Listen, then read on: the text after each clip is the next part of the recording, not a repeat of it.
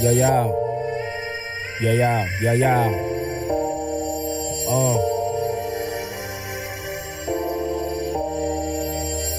What it's like for a nigga like me. Living out his backpack every night, needed a new place to sleep. But this is now, nigga. One's for the money, two for the bitch ass, three to get ready, cause I feel I finally did it. Four's for the jealous rapper mad because he finished. Turn that motherfucker to a critic, man, I got so much shit up on my plate, dog. I was hanging on them corners late, pockets wasn't straight, bitch. I ain't gonna make it at this rate, dog. Know what I'm saying, nigga? Praying up to God, just hoping that he hear, nigga. I know the world got more problems and it's much bigger, but I figured I get some shit up off my chest. So all my niggas I would die for, load my pistol up, go out and war for. To all my niggas that'll never make it out the streets, fucking keep going hard, don't let them see you weak. To all my niggas first time stepping in the pen, read a book and exercise, keep your spirit in. To all my niggas that's gon' fuck around and die today, take our hats off, bow our heads and let us pray. Just wanna say, hey, bless my nigga, bless my nigga. Really think about it, could be worse, my nigga, don't stress. What's up, good people? It's the Thursday night dynamic duo. Touchdowns and tangents here in the house. I'm PD Camarillo. I'm Kenneth Frank James Berry. And we're coming live from the Pirate.com studios out in West Adams. Shout out to the folks who put this wonderful thing together. Happy to be here, as always.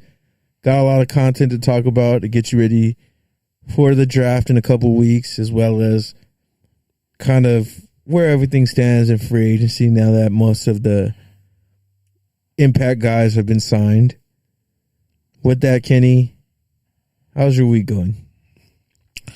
I'm tired. My nephew treats my neck and shoulder and head like I'm a 20-foot ladder at WrestleMania with the tag team titles hanging over it, and he's Jeff Hardy. I've never met a baby so physical. I've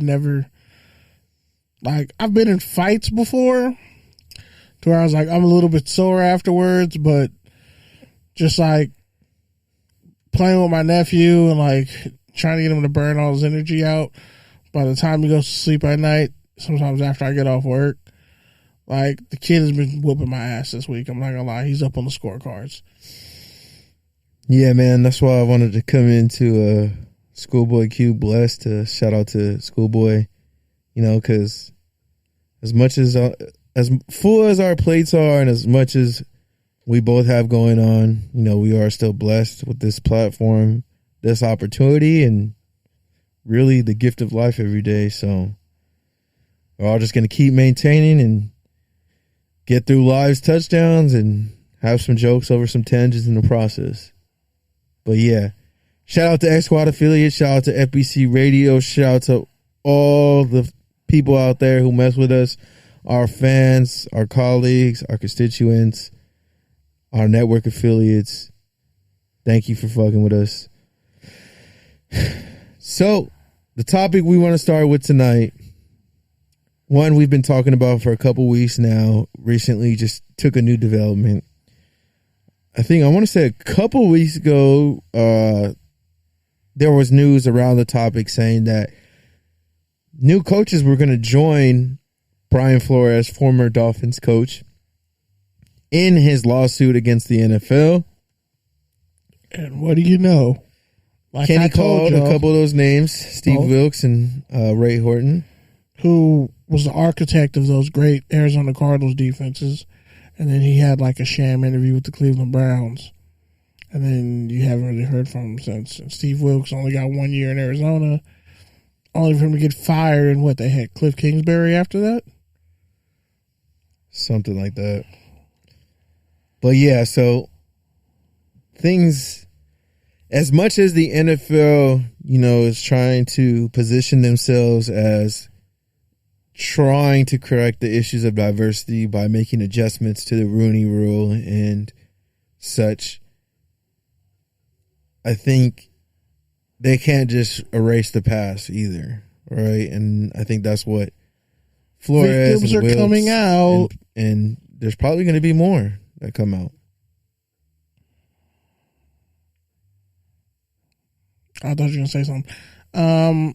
This is why I told you to get engaged and put your chin strap on. You still over here trying to get through the Man, rundown. I thought you had a point after that. That's you why over here stretching. I was gonna just let you go first. Stretching on the side of the game when you just because you missed the warm up because you were late.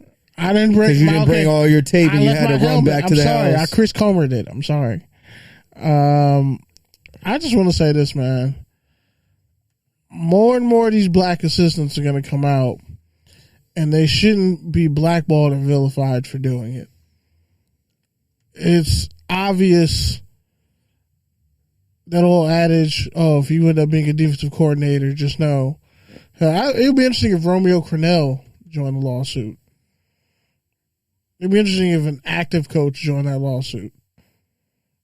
Like, I wonder what Lovie Smith would have to say regarding this. But even David, what's that dude's name who got fired by the Texans after 1 year? David. Oh, yeah, the dude who just got fired? The dude who slandered Steve Smith Sr. when he was a Pro Bowler, his first year at the Pro Bowl years ago, and he never forgot it because he said, you're just a returner. Damn. Yeah. Steve Smith David Sr. Culley would remember that. David Culley. I would love to do a podcast with Steve Smith Sr. just to talk about his JUCO days. Honestly, I feel like people who came from JUCOs are honestly just some of the best stories for the sheer fact that we've seen shit. We've seen things. We've seen both sides. Damn near all sides. And the trauma. There's just a lot of trauma there. But when speaking of trauma, man, you got all these coaches coming out. Hell, Mike Mularkey came out in an interview pretty much saying right before he got the job, he was pretty much told he was going to be the coach and given the job before they even did the interviews and said it was a sham. And that he pretty much said with Brian Flores' case, like there's a basis there.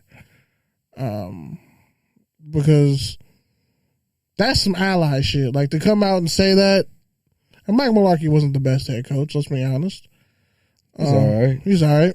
For NFL standards. I mean, for white dude standards, he was an okay coach. I think there's definitely worse. There's definitely worse. But some guys get constant opportunities because they're great coaches, even though they don't get great results. Some guys are great coaches and have bad results, and then you don't hear from them again.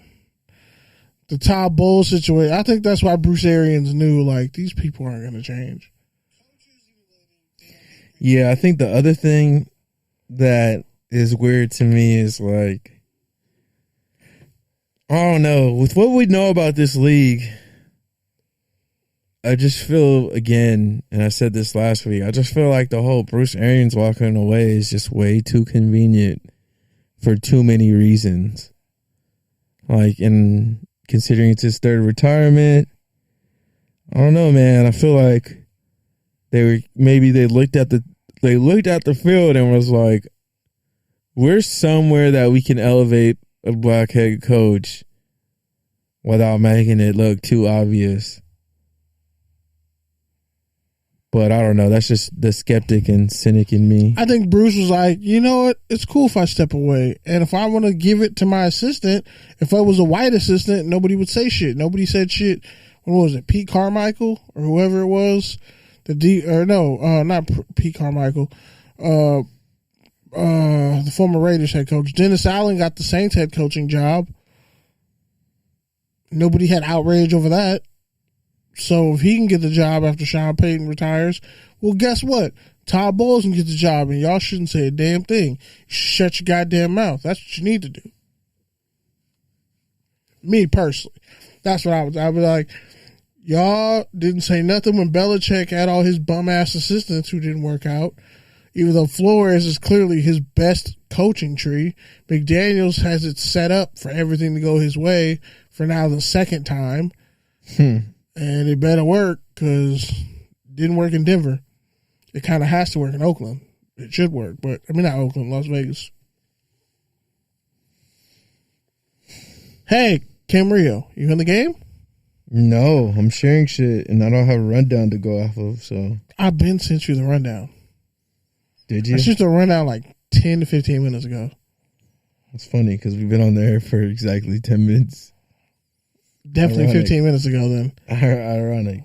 Definitely 15 minutes So then segue us while I finish this Instagram post, please. Oh, wow. Good thing I didn't post what I was going to post on IG because it would have canceled you out. Never mind. Good to know.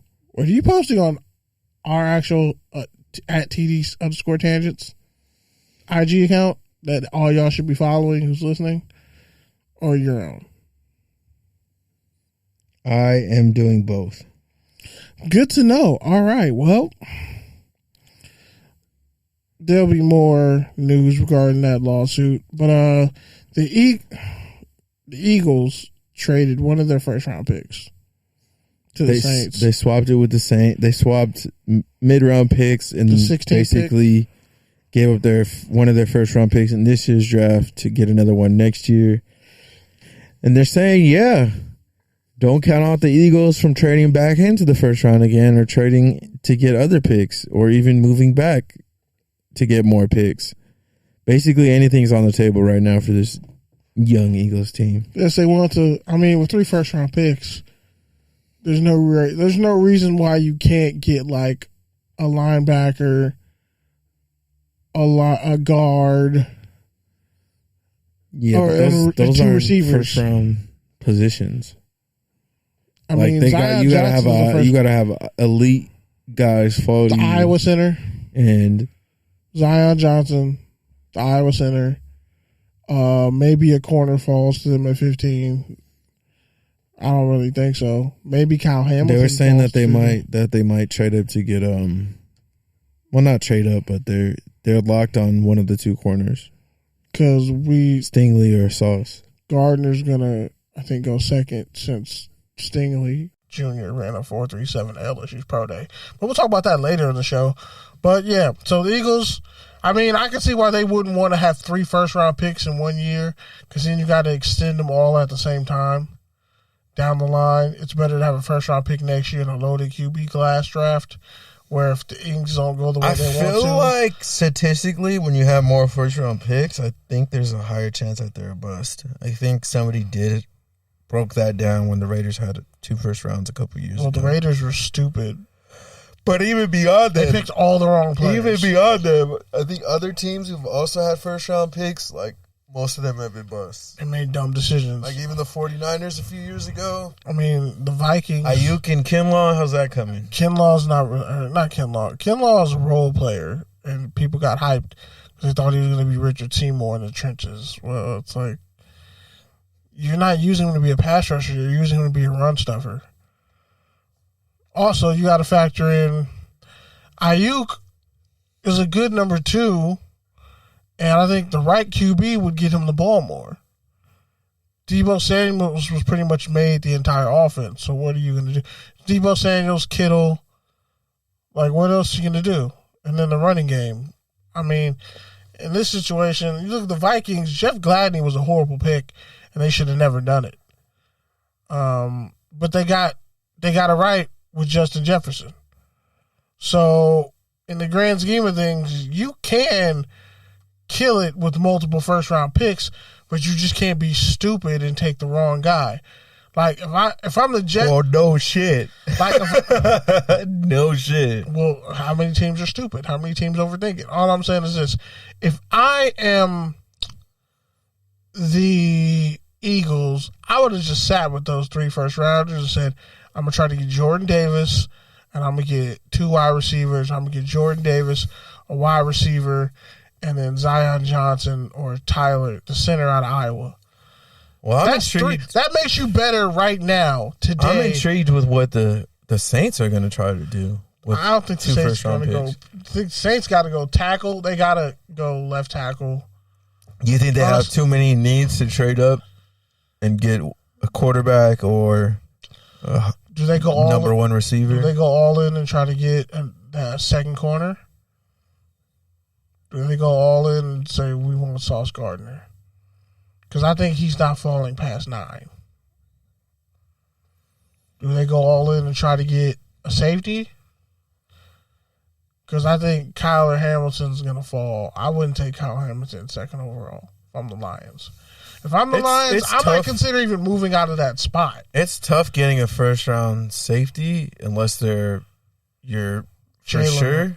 Jalen Ramsey could have been a first round pick at safety.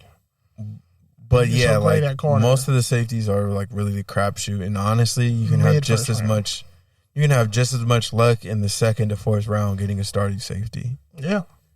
So, I wouldn't waste too many picks on that. Like I wouldn't trade up, which is essentially what they did, because I was targeting a safety. I would do that only if either my roster is so barren, which it somewhat is just because they have so many cap restraints, or that I need to just get multiple high-end players like right away to contribute, or if I was plotting my way to move up the boards and get someone that I really wanted. I don't say you could take a QB, though.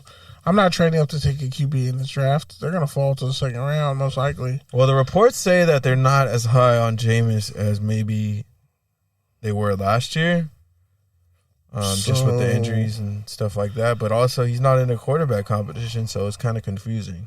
Yeah, because Taysom Hill is going to play tight end full time. I guess that means that they see Jameis as really just their bridge guy. I mean, that's which what it is seems fine. like. I mean, Carson Wentz is a bridge guy. But he can be better than that. Is Derek Carr a bridge guy? Well, we're going to find out this year. Nah, he's got no excuses. After 8 years, you can tell me if somebody's a bridge guy. Well, now there's really no excuse. Because he's either a high performance bridge guy, but he's proven to not be elite in 8 years. Aaron Rodgers didn't take 8 years to be great.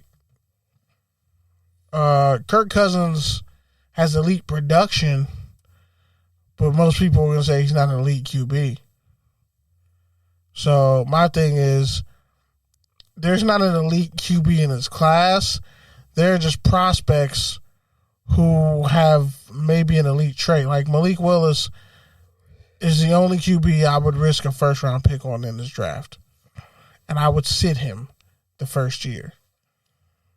Like, yeah, and I agree that's with that. fine. Like, I would sit him, and then the rest of the draft, if I have holes on my offensive line, like if I'm the Saints, I'm throwing a bag at Dwayne Brown.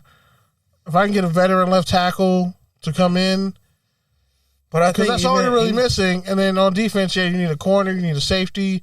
You could probably go better on the D line. But it's like in this draft, if you're gonna get those first round picks and you're gonna trade up to go get a guy, now is the time to do it as far as edge rushers goes. Because I don't see Trevon Walker falling out of the top 10, especially after what he did at the combine. I don't see Thibodeau falling out of the top 10. I don't see unless they somehow get like Devontae Wyatt, which would be a steal. But like I think if a guy like Zion Johnson falls to you, you might have to consider taking him.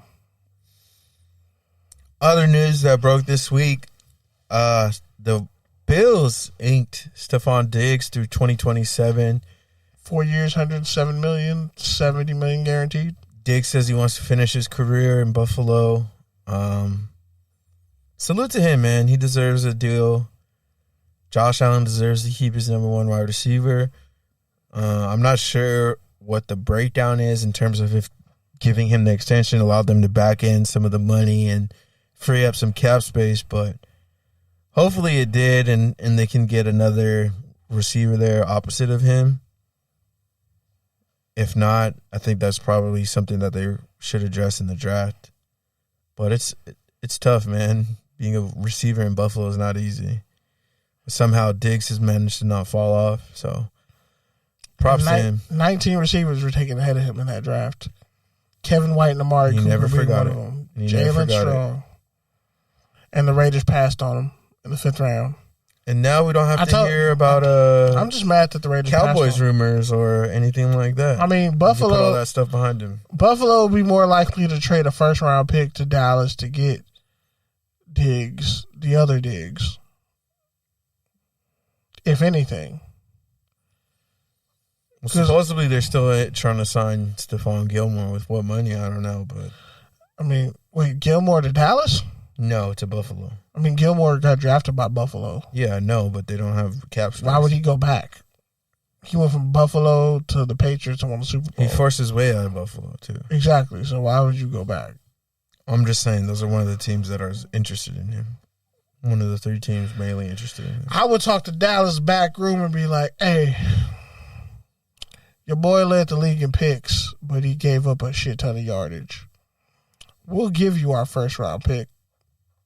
Straight up. And maybe a D lineman.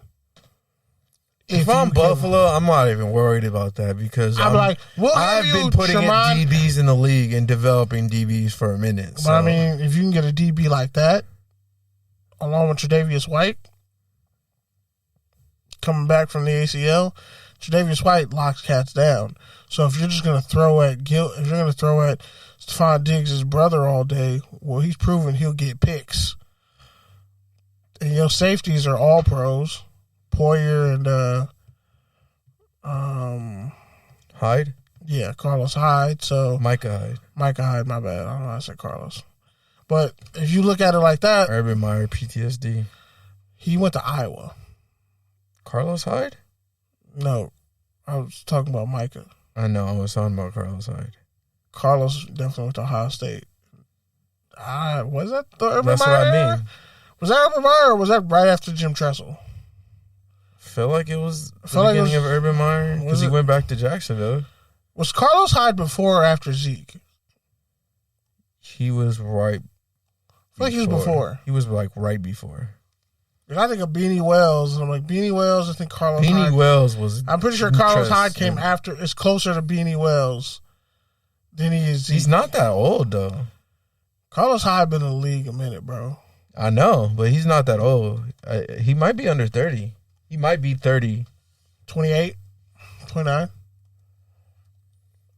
All I know is, in regards to all that, he's our age. So he's 30. 31.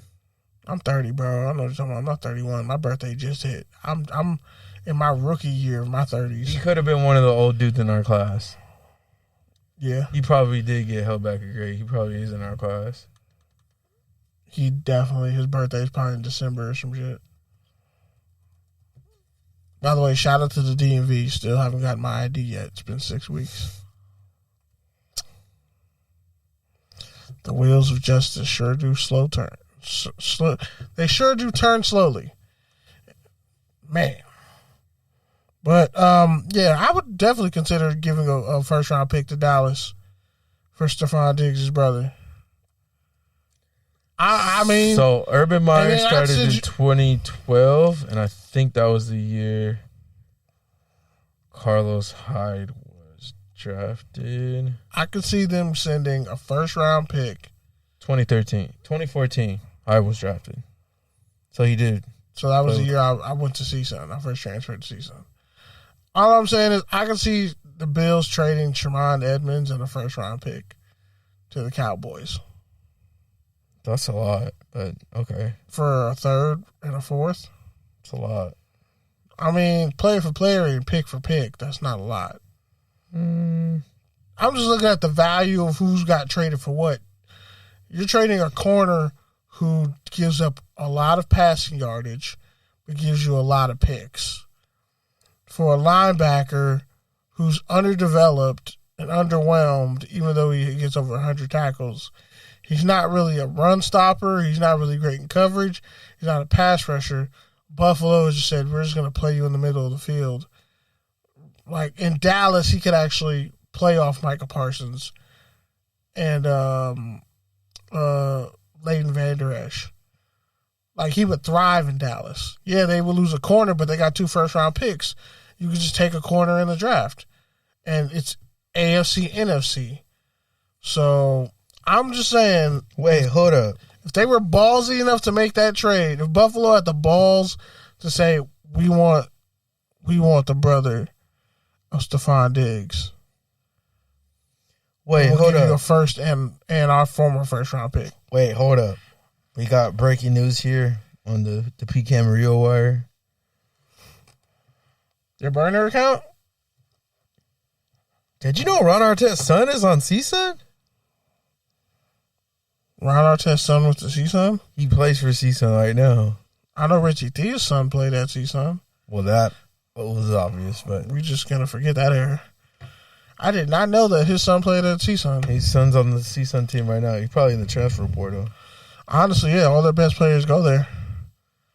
Because they didn't hire Rick Pitino. They hired Godfrey, who had NCAA sanctions against him. And the best player he produced was Dennis Smith Jr. How'd that work out? Yeah, don't get me started on CSUN men's basketball. Just wasted time, money, and energy for so many people. Because Reggie Theus and Brandon Martin couldn't figure it out. Averaged a career high 4 points, 3 rebounds. How many? 17 minutes. What's he, like a redshirt sophomore? He's a junior. Oh, he's a junior? Yeah, that sounds about right. He's been with the Matadors for 3 years. Yeah, that sounds exactly about right. Played for Pacific Palisades. That sounds Beverly Hills High. That sounds exactly like a CSUN men's basketball player.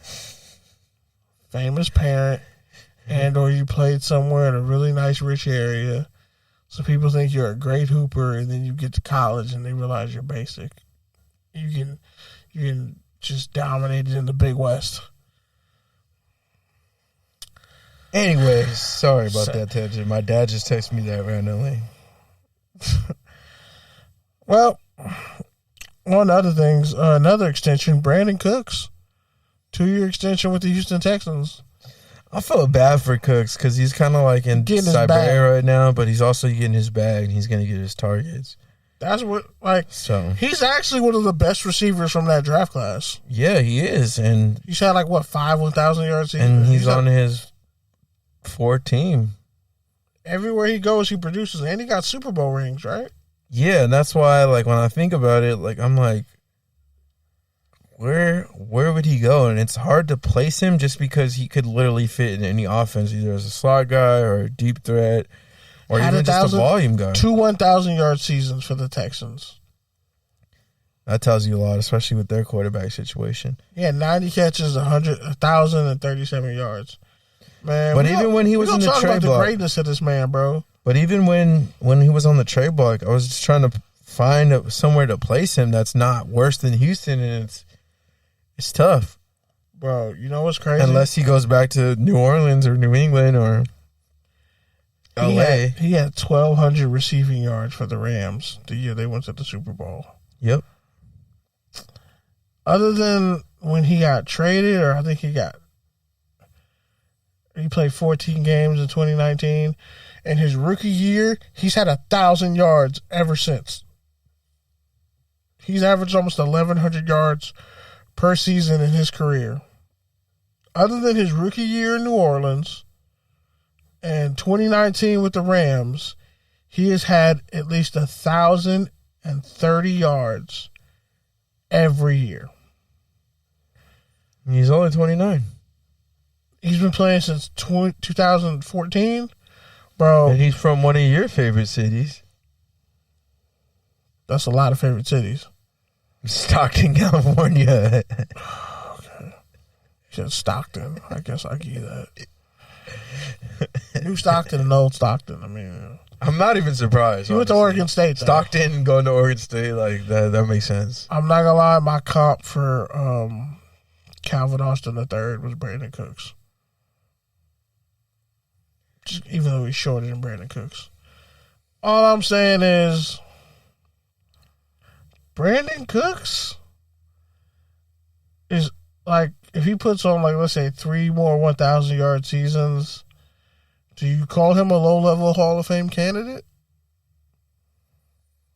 I don't think so, only because 1,000 yards doesn't mean what it used to mean, 1. 2, He has there's going to 79, be 17. other receivers that are going to come up at that time. And 3, well, he's been one of the most consistent. Can you honestly say he's ever been the league's best receiver? One of the best deep threats. But can you honestly walk away and say he's been A one top of the best 5 receiver? Top 10 receiver? Maybe not. Maybe he's like 11 for or sure 12. top 10. You could say he's in the top 10. I'll put him in the top 10. Oh, fine. Top 10 receiver. but his I'm career not looks going up better higher than than that. Odell's right now. You're the one who thinks Odell's a Hall of Famer, not me. So. Odell's Hall of Fame talent.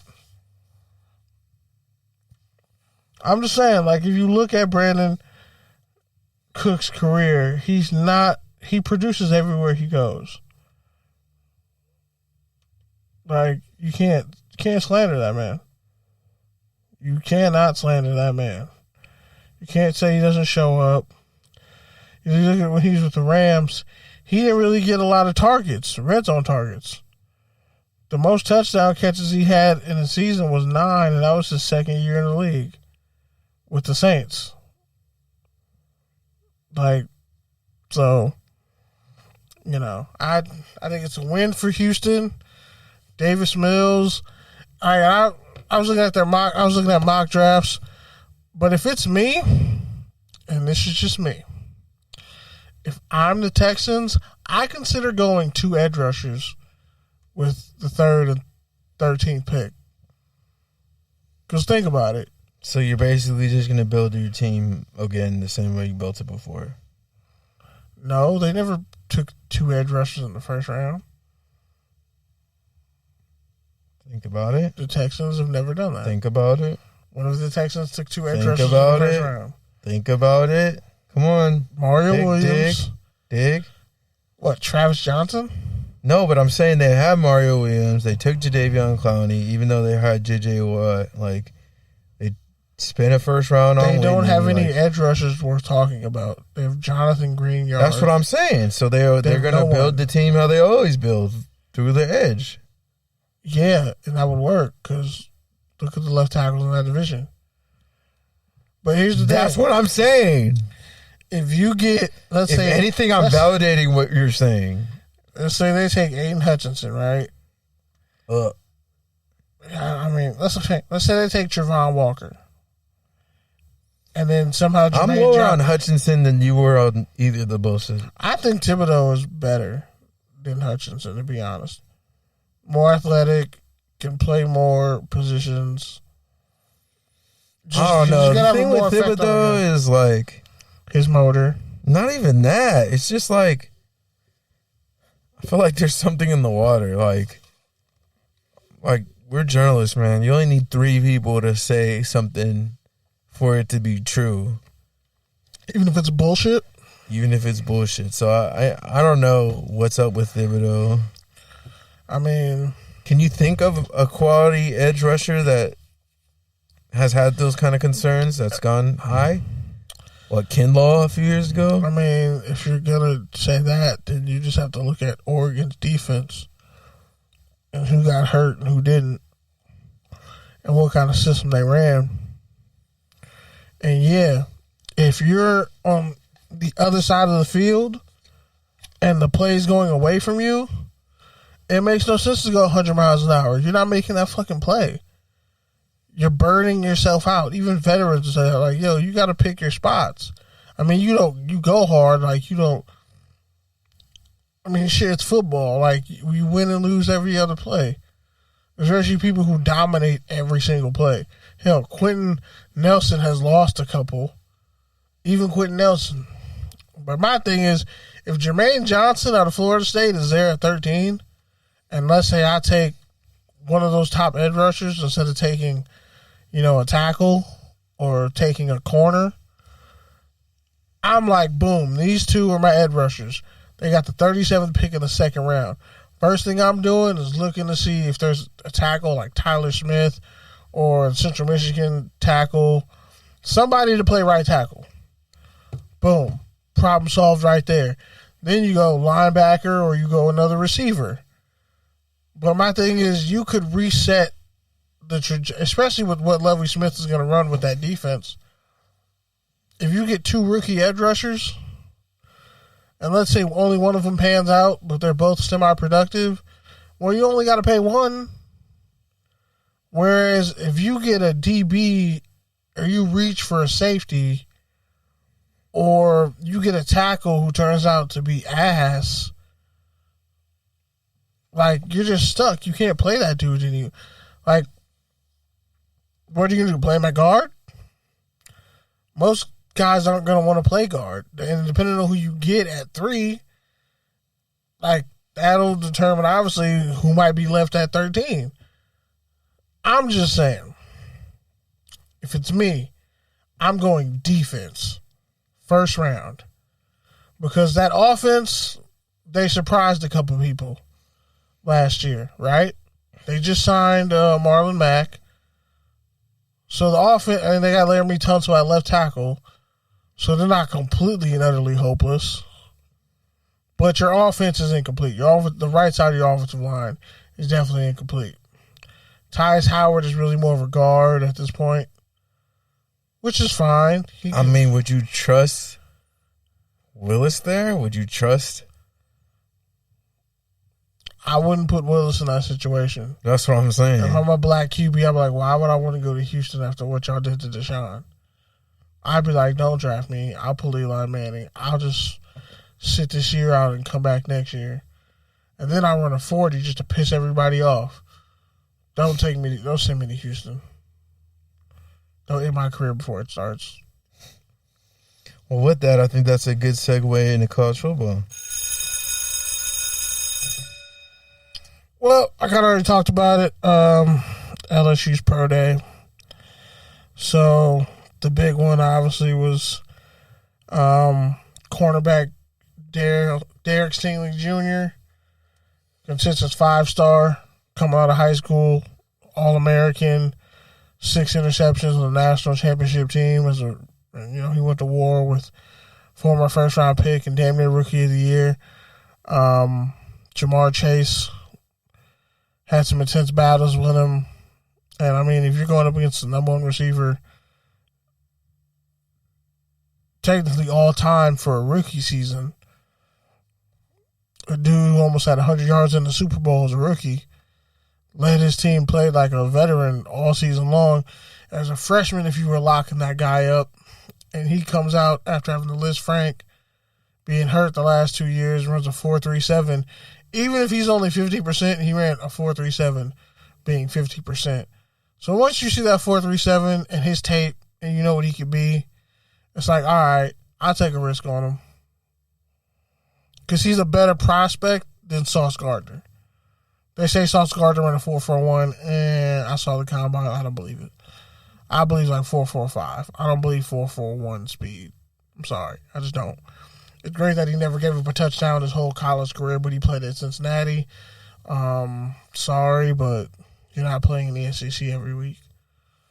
So it'd be different if Derek Stingley Jr. didn't give up a touchdown in his whole career. But Cincinnati, and you had Kobe Bryant on the other side who won the Thorpe Award. So I kind of have to go. I think Stingley is the better corner. And again, a 4.37 speaks volume, especially out of LSU. He's going to go top 5 with that 40 time. And then Gardner, who will also probably go top 10 for sure. Then you got D tackle Eric Johnson out of Missouri State. He had like a 4.84 his pro day. Covered him at the NFLPA Bowl. He was at the Senior Bowl as well. Pretty much beat everybody's ass at the NFLPA Bowl and then beat everybody's ass at the Senior Bowl. And, he could shoot up maybe into the 4th or 5th round. I wouldn't be surprised. My con for him is Chris Jones, to be honest. He gets pressure. He was a defensive end to start his career. He was a wrestler. He was like 237-pound freshman. He was a defensive end. He was a defensive end until his junior year, and then he switched to D tackle and put on an extra 16 pounds. And he looks like he has 0% body fat for a D tackle. He has the feet of an edge rusher, and the explosion, and the hands, and the pop. And he blocks kicks. Didn't have the best stats, but he turned around a program at Missouri State. So you got to give him that. And you can. Pam. Aren't you the same person who loves to quote game lyrics, slandering G-Unit?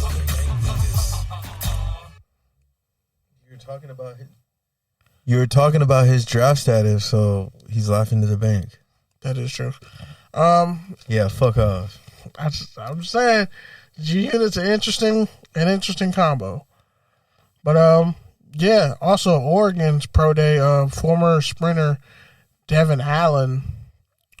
He was like one of the fastest people in the world when he was in college. Ran like a 4.2 something. He ran a 4.35 at Oregon's pro day after all these years. D'Anthony. He stole the Black Mamba nickname and then was kind of like a bust in some aspects because he was not Reggie Bush in college. D'Anthony Thomas didn't deserve the Black Mamba nickname. He just didn't. But he played for the Ravens before the whole COVID outbreak happened and he took a year off. Shout out to little Michael James. Shout out to Royce Freeman, the all-time leading rusher in Oregon history. Who didn't pan out, and I'm shocked. Suck that. He really didn't pan out. I was like, fam, he had everything to work in the NFL. But hey, it happens like that. Didn't something happen? Didn't he do something? And then they signed Melvin Gordon too? She also got hurt, but it's like, damn, why did this go that way? That kind of shocked me too. Let's see. Who else? Florida had their pro day. Most of the guys pretty much. It's funny when guys like show up for pro day, you think they're gonna run really fast, and then they end up running slow as hell. It's like that's interesting.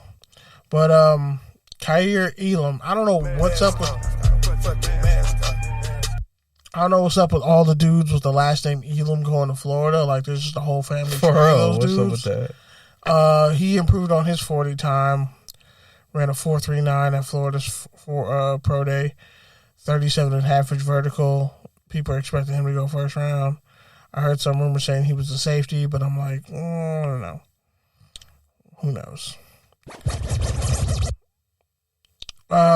Also, I don't know if I told you, but at the Kansas Pro Day, Kyrie Johnson, edge rusher, ran a 4.34 at like 6'3", 240, 250. That's wild. Yeah. Some of these cats, man, they're probably going to go like later rounds, but I can do something with you if you run like a 4.34, bro. Like, that's crazy to me. There's not many pro days left, man. Drake London's got only pushed. like 2 weeks away. Yeah, Drake London's got pushed back. Literally, to the 15th. we're exactly 2 weeks away. That's why we had to get our booster today. We need to have full 14 days for it to kick in. My arm hurts. My arm hurts. Now I know how my nephew feels. I mean, he got shot in his foot. He ain't fucking flinch. Depends what he told the doctor. Took his shot and was like, I'm going to go to sleep now. Where's my Pedialyte? I swear. Like, now more than ever, I have such an appreciation for Pedialyte that I didn't have when I was playing football in high school. And I regret that. I was foolish and I didn't know better. Pedialyte saves lives, bro. Sometimes when my nephew's not drinking his Pedialyte, I'll drink that shit. Second that. I'm like, man, you better give me this shit. You over here playing around. This is the nectar of the gods. If it's not water, like... It's really just sugar and salt and some artificial flavoring, but yeah. No, like Pedialyte has actually... It's like Gatorade on steroids, but yeah. Nah, it's not. They use that shit in the military. It's actually, like, legit. They use Gatorade in the military, My too. homie of mine is... No, they don't like that. Yes, they do. Not like that. My Yes, homie of mine is like... My cousin died from drinking Gatorade at the military. Wait, what? Your cousin literally died? Like, death? I've never told you this story. You've never told me the story. What the fuck? I'll tell you the story off air. It's a whole thing. You can't just drop a bomb like that on air. Damn, man. Well, I'm not trying to come at Uncle Sam because I'll tell you the story. You don't want to get cut. offline. You don't hear that ding. You don't want to get cut off on air. I feel it, but that's a crazy ass story. I mean, like we did last week. Yeah, but I mean, so Drake London's pro day got pushed back. It was supposed to be this week, but it got pushed back to the 15th. I guess he's still nursing that ankle injury. It's funny, like it's weird. He got injured week 8, like 8 games in. homecoming against Arizona State. He's been rehabbing this whole time. It's a broken ankle, maybe a torn ligament. I'm just here so I won't get fined. As someone who shattered his foot completely and just all types of bad shit, I can kind of understand the timetable. And I can also understand USC receivers don't have a penchant for being very fast outside of Nelson Aguilar. Like, Robert Woods ran in the 4.5s, low 4.5s. Amon-Ra St. Brown, 4.51. USC receivers aren't necessarily... Marquise Lee, 4.5. Yeah, low 4.5s. Juju Smith-Schuster, 4.54. So, I get it. Michael Pittman ran almost a 4.4. But it was fast. I even had like a 4.52. Either way. In this regard, a lot's riding on him in his 40. Drake Jackson at 270 might have said he's shooting for a 4.4 to a 4.5. That's like Nick Perry athleticism. People forget about Nick Perry. I'm kind of not okay with that because I wanted him to be a Raider so bad once he left the Packers. Just never panned out. Good. He ran like a 4.5 flat, 35 bench press reps at the combine. He wasn't that good in the league. Yeah, no, he had one good year. 11 sacks. Then he got hurt. The defense kind of switched up. It was more like, instead of him, like, they would drop into coverage instead of having him actually rush the passer, which is what he's good at. Which is some of these edge rushers, they go to bad situations. It's like, bro, you want me to cover tight ends, and I was a sack artist in college? What are you doing? That's why it's like, I feel like Jadeveon Clowney's had a wasted career. Because it's like, bro, you're more than just a guy who's really fast and big and can stop the run. You actually can rush the passer. But for some reason, you don't get home running a 4.52 at your size.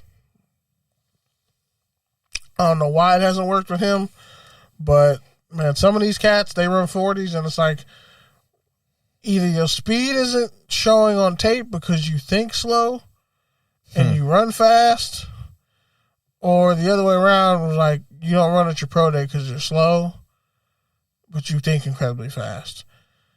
People are still waiting on the Kobe Dean's 40 time, the Georgia linebacker. I'm like, normally if you only run a 40 and you don't do the shuttles or whatever, the agents told you not to run it because they know you're slow or you're going to have a bad time. And it's better to keep people guessing than to actually find out how fast you are, or how fast you aren't, or how quick you aren't, or how explosive you aren't. But you're stupid. You are stupid. So Brian Kelly talked about why he left Notre Dame. Essentially, it was about the facilities. He said him and his wife already retired at Notre Dame. They had a forever home planned down the street, but it came to the point where he wanted a custom, in-home dining center for the athletes with chefs and everything, and they didn't really get down to how long it was going to take to have that built. He just wanted better facilities for the student athletes. And it came down to, LSU already has that. And he wants to win a national title, so it's like, yes, why not go to LSU? Also, an unrelated story that really pissed me off when I read it. So the head coach... He's the coach at... I don't know. Give me a D2. My arm's starting to get really numb. This is a problem. But no, I'm kidding. But no, for my arm hurts like a motherfucker. If he's the head coach at University of Texas with anything after that in a year, he ends up back at Cincinnati. We know how that bet went out. I could see him ending up back in Cincinnati. Nah, Luke Fickle ain't going nowhere. And Jim Moore Jr. looks like he might be the savior at UConn because, when I talked to Trey Smith last week, and I talked to Diamond, one of the safeties that played at UConn, he said, we've always had athletes at UConn.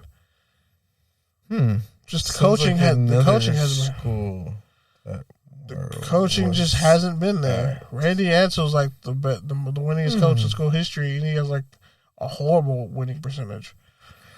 I'm just saying, you could say that at Mora's other former employer as well. Mora's never had an issue getting athletes or winning. It's winning the big ones. I mean, he falls short. He'll win a couple big ones, but he won't win. Hey, I didn't even hit that. That was on an accident. All right.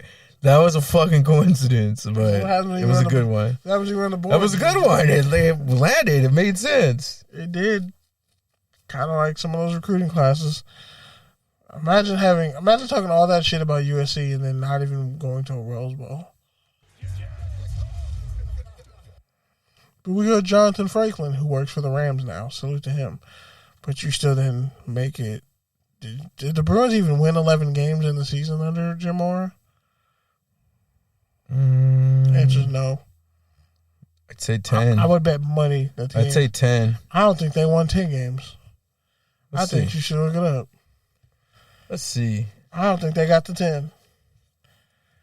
And if they did, it was a bowl game. I don't think they ever won 10 games in a regular season. Let's see. I don't think UCLA had it like that. Which is sad because they have talent. Fuck, you're going to be so mad when they hire Urban Meyer in 2 years. I might throw up. 10-3, 2 years. What was their bowl game? Did they win the bowl game? Yes, they did. They won the Sun and the Alamo. So they didn't win 10 games in the regular season. Aw, come on, man. Nah. Man. You can't talk all that shit about USC. Get 50-0 burgered in front of your family, in front of children, your little brothers and sisters and shit, and they got to remember 50-0, and then all you can say is, well, we dislocated Matt Barkley's shoulder. Okay, he's still in the league, and so is Todd Barr. But Todd Barr is a free agent, and Matt Barkley getting paid as a backup. So who really won? And then the year that they couldn't compete for a national title was probably the year they would have won a national title. So the year they won the Alamo Bowl was the Paul Perkins and Eric Kendricks year. Mm-hmm. They beat Kent State. Ooh, such a national power. They were both ranked. Such a national power. They were 11-14. Such a national power. Kent State had what? Dree Archer? Or Hunt? No, it had to be Dree Archer. And when they won the Sun Bowl, it was against Virginia Tech, who was not ranked. That was not a good game. I watched that. Brett Hundley was the quarterback. I watched that game. That was not a good game. It was 42-12. Yeah, Virginia Tech was ass dirt. They were ass water. So this bowl is pretty much the Pac-12's giveaway. One of you is going to get beat down, and one of you is going to realize you suck bowl. Except for last year. Like when USC lost to Georgia Tech in the Brute Sun Bowl. It looks like last year was the first time the Pac-12's lost that bowl in like years. Yeah. Because the last time they lost it was 2017. USC, and before that, USC got clapped by Georgia Tech. They got clapped badly. Yeah, that was the next one. So it looks like they only lose that game like every 5 years. Exactly. And UCLA. Otherwise, every other year is a smack. And UCLA. When was the last time UCLA won 10 games in the regular season? If you don't know, I'll just tell you. It was Carl Durrell. Look it up if you think I'm lying. Check it right now. I believe you because I don't even remember who was in. Fucking Drew Olson, Mercedes Lewis, the white dude, Justin Hickman. What's the white dude's name? Maurice Jones-Drew, Rick Neuheisel. There you go. Who was a bust as a coach. Like I said, Rick Neuheisel had Todd Barr playing fucking tight end and H-back. Jim Moore said, "You're going to be my edge rusher." Turn that man into a first-round pick. All I'm saying is, last time UCLA was relevant, truly respectfully relevant nationally, when they beat Oklahoma, who had Adrian Peterson. For the record, that team made Carl Durrell did not win 10 games either. He won 9 in the bowl game. They never won 11 games? They didn't win 11 games the year they beat Oklahoma? Nope. Well, shit. There you go. You got to go back to damn near the 90s, the early 90s. The last time UCLA won 11. And they beat Northwestern. So With Kevin Mims and Khalil Bell. when was the last time UCLA won 10 games in the Pac-12 regular season? Never. So when we hit up the UCLA tailgate this year, you got to keep them off me, right? Bob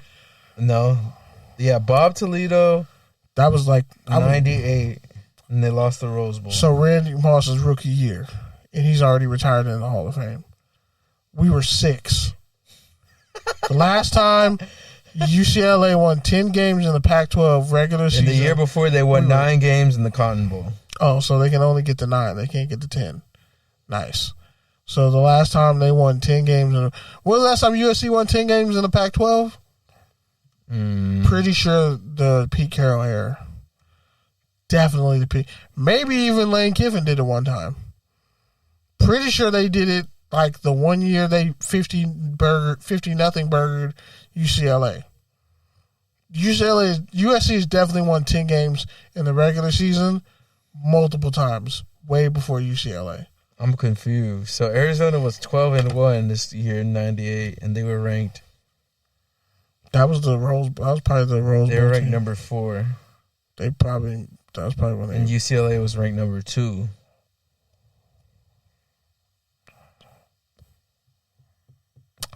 What was the record? Whose? UCLA's 10-2. in the regular season or end of the season. This is the end of the season? So before their bowl game. Hold on, I'm trying to double check. Because it's 90. So we have the number is 1998. Yes, 1998, but I'm not. So 24 years. Basically. Shout out to Kobe. We were 6-year-old children. This is basically Deshaun Foster. I was living in East and Oakland. Freddie Mitchell. Donnie Edwards. Roman Pfeiffer. I was living in East Oakland. Didn't know shit about football. Was living in East Oakland.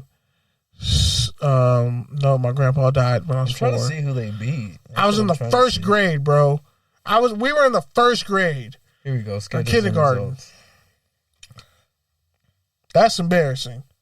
You haven't won 10 games in the regular season since 1998, and you said So that was the year I'm talking about is '98, and they lost the Rose Bowl. 10-2, so they were 10-1, lost the Rose Bowl to Wisconsin.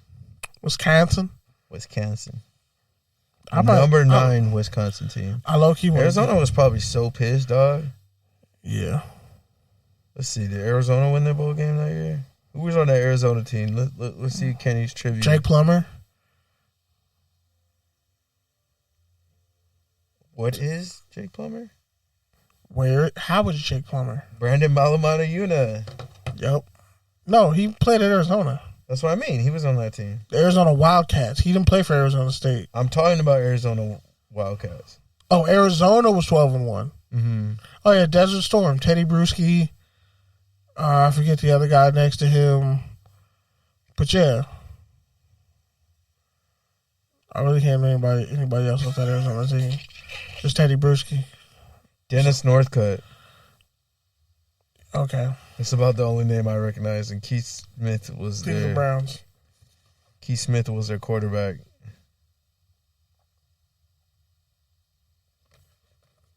Yeah, I definitely don't know who their quarterback was. That's the one thing I want to know. But Teddy Bruschi and another guy. I don't think he was on that team. You sure he wasn't? He might have been the year before. Well, he played for Arizona. It was an all-time great for them. But I forget the other guy's name, who was his fellow pass rusher. Jesus, the Pac-12 was wild back then. Yep, that's when USC was trash, though. Yeah, so the year before, the year when they won their bowl game, the second team in the Pac-12 was Washington State, and the third team was Arizona State, and the fourth team was Washington. That's disgusting. There you go. So the year before, the '98 year, was Cade McCown, K. McNown. Ugh. USC killer, apparently. Still couldn't win 10 games in the regular season, though. And Skip Hicks, whoever the hell he is. He was nice. Don't disrespect Skip Hicks. Did he make it to the league? Yeah, he did. 90s running backs at UCLA were actually kind of nice. Early 2000s, too. But yeah, so we're off UCLA. Just know we're going to definitely... Yeah, we definitely went into a fucking wormhole in UCLA. If they're not bougie and, don't, deny us credentials for the tailgate. Damn, so that team lost its first 2 games to Washington State, number 3 Tennessee, and then won 10 games straight, including number 11 Texas. That's the only team they beat is Texas. And number 13 Washington. The only team they routinely beat historically is Texas. Number 20 Texas A&M. And even they got killed by Texas, and I think BYU. But all right, so should we move on to Vince McMahon's grandson committed to Indiana? That's it. As a wrestler, or his grandson? What's he look like? Vince Is he McMahon. big? Some white kid who probably plays safety or some shit. Is it like? Is he? What's the son's name? Shane McMahon's son. Yeah. Shane McMahon's son committed. Okay. So that would be, Vince's grandson. Damn, it's crazy that he has a son that old already. But Well, I mean, guess Vince it is like makes sense. fucking 73. I know, it makes sense. It's just like DeClain is a put it weird that ass way, name, though. when you put it that way in front of us, it's like, damn, we really are old. He's a preferred walk-on at running back, so yeah. So it'll be a JC next year or in the transfer portal, or Vince cut them a check. Yeah, or he had the grades. One of those 3 options. Or he had the grades to Or he get had the in. grades. There Like, you bro, go. you might as well just play safety. Sorry, but you can't be a white running back in today's, unless you go to like a certain school, like a Christian academy, whose name I won't mention. That's like, Shout out to TCU. I wasn't even talking. I was. Well, you were slandering the fuck out of TCU on the ride over here. Yeah, so. but because they don't produce any real NFL prospects at skill positions. Name the last receiver they produced. Jerry, who's Josh almost Dobson. a bust. Josh Dobson, who's a bust. Who was the other defensive player, like either right after Jerry Hughes or right before him, that went like either in the first or the second round? Well, Aaron Schobel was really good, and he was, I think, a first-round pick. He was out of TCU? He played for the Bills. No, I know who Aaron Schobel is, but I didn't know he went to TCU. Yeah. There's just been so many. Was it Washington? He got a raw deal, but he was a second-round pick. Yeah, I don't He remember. got kicked out the league because he's smoking. Not Dwayne Washington, but it was Daryl Washington. The Cardinals? Yeah, linebacker. He went to TCU? Yep, then you got Jason Verrett, who's still around, but, injuries. Jason. Trevor Morrig was a second-rounder. Yeah, most of the dudes bust out. There was somebody around the same timeline as Hughes, though. I'll figure it out. Stay tuned. All right, so now we're moving on to Take or Tangent. Yes, indeed.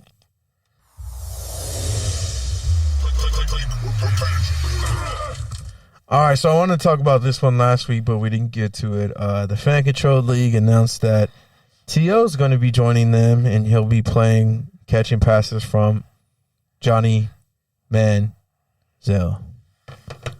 So Take or Tangent on T.O. joining the Fan Control League, and also saying that an NFL return is not out of the question.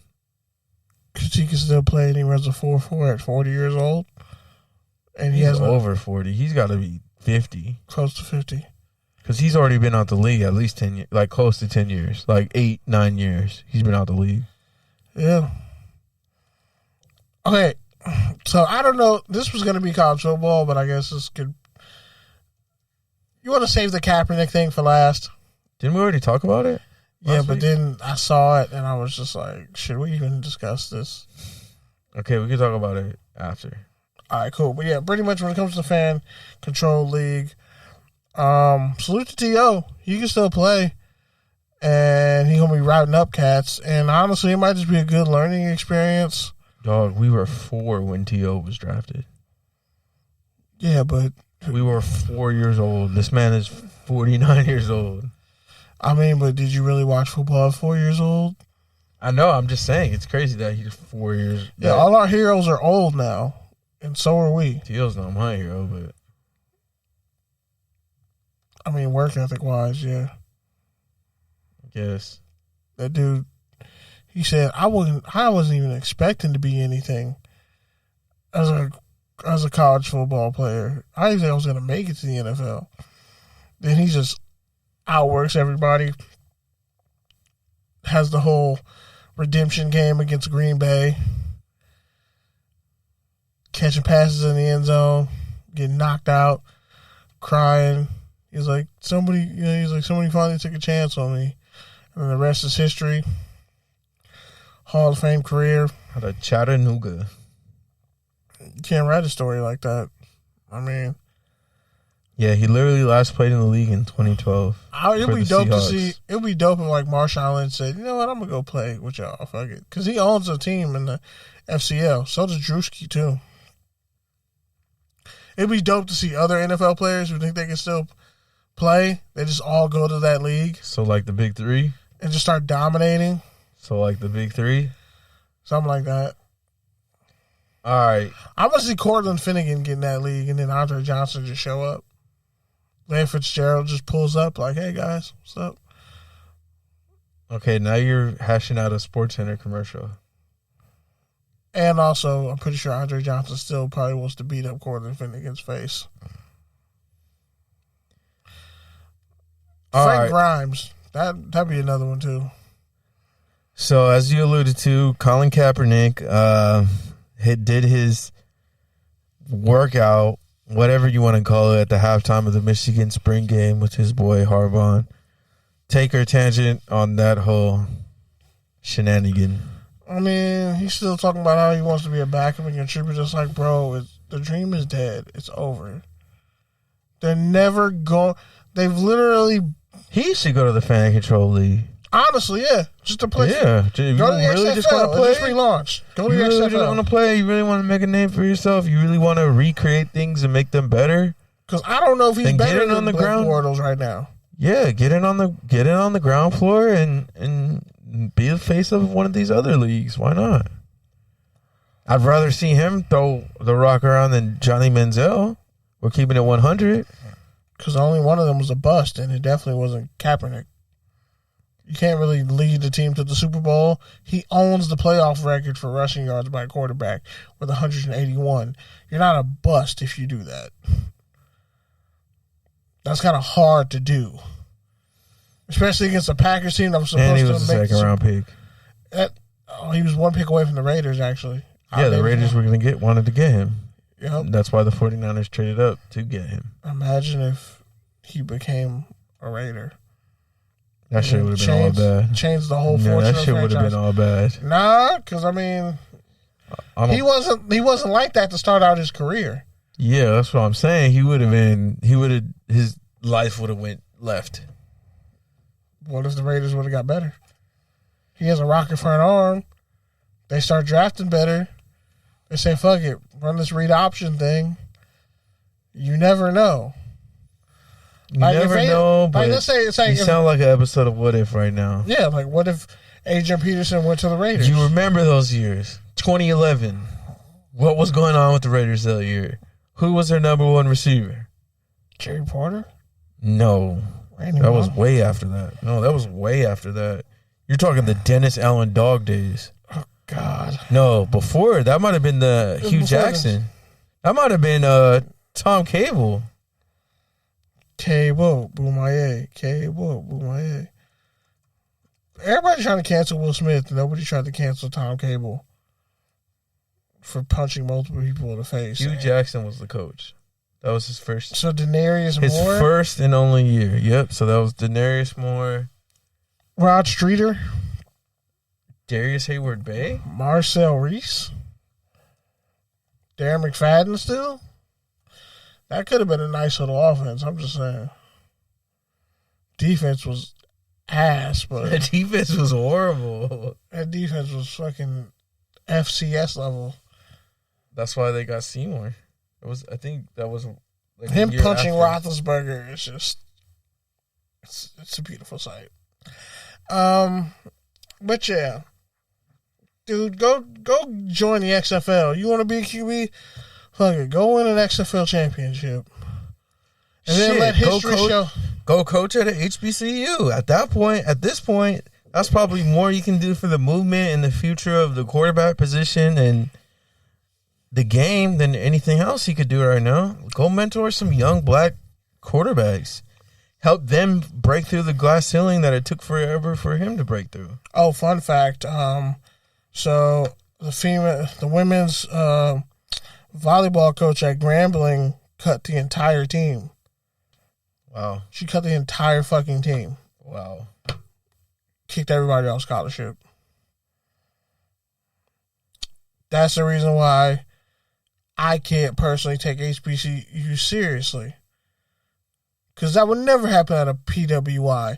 You would get fucking sued out of your mind. You gonna cut the whole team because you don't like the level of play? What?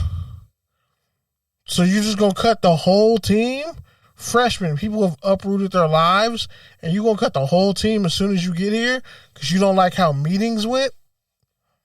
Man, I'm saying, look, little ragtag shit like that. Like Howard already has a problem with cockroaches in their dorms and fucked up plumbing, and them giving resources to Ukrainians, which, by the way, the Ukraine has like the highest percentage of white supremacists in the fucking world. But I'm supposed to feel bad for white people killing each other. I don't. I'm gonna treat y'all. Should, you fucking idiot. It's not bigger than that. No, I'm gonna treat it the same way. No, You're like, talking about appeasement. You're talking about a lot of shit. hey man, at the end of the day, it's white people killing each other. No, it's not. It's the future of. It's the future of the world. I'm being a dick, but it kind of is. It's really not. I said I'm being a dick about My it. arm is sore though now too. I'm just saying, like, yeah, see? like low key, my whole shoulder is kind of sore, but Yeah, my arm is kind I of dragging digress. right now. All I'm saying is, when you think about it, all the time they're talking about black on black crime and how black people are prone to violence. White people are more prone to violence than anybody. Jesus Christ, we've had this podcast for 280 episodes. We know. I'm just saying, all this shit being talked about, black on black crime and how black people commit the most crime, even though that's statistically false and proven to be false. And HBCU students were giving giving people hell, saying, how the fuck are you going to give resources to Ukrainian people who aren't even from this country? We ain't got shit to do with this conflict at this HBCU, and you are giving them free board and tuition, and I gotta pay still? The fuck? Okay, that's a lot. I get that. That's what Howard's doing and a bunch of other, in Hampton, a bunch of other places where they have reports. You know why they're fucked doing up that? housing. You know why they're doing that? Because it's good global PR. Not even And they that. want international Nah, students. fuck all that. Why do they want international students? Money. Why? Out of state fees are more expensive than a bitch, but That's then they're going part to of waive it. those fees. That's part of it, which but is crazy. why? But that's part of it, but what's the real reason why? Ask yourself, critically think here, Kenny. I'm trying to. My arm is preventing me from doing so. Why would they want the good press It's of not bringing Ukrainians to you're- an HBCU? You're thinking of the symptom. Foreign- You're not thinking foreign of aid. the root. You got to go deeper than Oh, that. you said the root. Now you got to take a shot. You got to go deeper than that. So why don't you just say it? What? I got a spoon feed you here. What? No, just say it. Just pour it on the plate. Pour it on. It's a gumbo. Pour it all in there. It's For simple. people who don't see it. It's simple. It's tech money. On one hand, you're both integrating people in the Ukraine into the HBCU system so that HBCU entrepreneurs can have access to those tech people. 1, 2, the skills gap internationally is catching up to the U.S. a lot faster than people realize. Because here's the thing. about the United States. We're fueled on capitalism, right? And we don't make shit anymore. So everything is based off the free market. So everything that we make has to be sold, right? And usually that means selling it internationally. So what that's caused is, and this is across the board with all of our technology, right? There's countries out there that went straight to smartphone, right? There's countries out there that went straight to text messaging before we even went to text messaging. And implants. Whatever. I don't know what the fuck you're talking about. No, like for you put a chip in your arm and put it in front of a fucking barcode. Like they have that in countries already. Cause the point is America is about capitalism. So if something's a great idea, people will build it, sell it, and integrate it. But then once the new thing comes out, it's like, well, do I buy that new thing or do I stick with this old thing? And so people are resistant to that. That's why people will still have VCRs and still have DVDs and shit like that. But guess what? There's developing countries that skip that whole shit and they just have Netflix and they just have gaming consoles and they just have smart TVs and they just have something. So, but they don't have natural resources. Growing up with that has given them an advantage technologically. Plus, they have a lot less distractions, a lot less apathy, I guess you could say. And so that's why all on TikTok. That's why the skill gap is closing internationally, and that's really why they want to get those dollars here. So it's disingenuous. Plus, as you mentioned, it's disingenuous as fuck. Plus, as you mentioned a few weeks ago, black people in the Ukraine were also subject to racism. So Africans who were from African countries were forced to stay there and fight against their will. So exactly. African countries need to be like, we're just gonna let Russia fuck your shit up. That's what they should do. Like, oh, you're not gonna let our people go? Okay, hey Russia, have the fuck at it. See, this kind of like gamesmanship is dangerous when you do shit like that to other citizens of other people's citizens of other countries. When you do that to them, and then when America tries to jump in, especially HBCUs try to do this shit, it's like, bro, y'all got cockroaches in your dorms, and you're mad that like black athletes don't want to come to your school because if they tear their ACL, you don't have the fucking technology to even properly heal them. Why would they come to you? Like, it's cats trying to play here maybe for a year. Like, yeah, they'll go play for Dion. They're not going to play for y'all. And the fact that like HBCU students all over Twitter for like the past month have been ranting and raving about that shit in spaces on Twitter all over the place, mad about it. Yeah, you kind of have to factor that in. But that's college, like, and that's college as a whole. But that kind of goes back to the point of Plus, the other thing you got to factor in is enrollment in college across the board is down. Yes, anywhere from like 10 to 30%, depending on the area and the subject. So they're already losing money. They figure you might as well. Hemorrhaging. So you might as well bring these other people in who are going to bring in money or opportunity that otherwise wouldn't be there. How do you sell black people in HBCUs when you just let white people in? Free. From other countries. I can't go be a refugee in fucking Germany. They wouldn't allow it. That's why people are mad at the U.S. educational system, because it doesn't look out for the people that is actually grooming in the educational system. It looks out for everybody else but the people here in this system. And that's why people are pissed about it. And but you could say, but to my point earlier, you could say that about anything.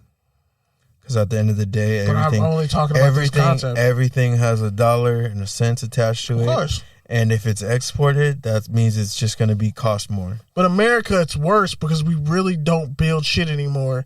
And that's the fault of corporations and greedy people who fucked us over. So now the corporations and them, they get kickbacks. But the people are stuck. And now you want to have people from another country. Well, it was fine. That's what I'm telling you. That's why for you to just sit here and be like, "Oh, I don't care about it." I'm not saying I don't what care. That's literally what you just I'm said. saying That's literally what you just said. And that's what I'm telling you. The list of shit I care about in the morning. I'm sorry, but the Ukraine and Russia aren't on my fucking list. As far as shit I'm worried about right now. Well, you should, because I'm more worried about it impacts every part of life here. So, I mean, like, for you to not care about it, I'm more concerned about what Russia's doing than the Ukraine.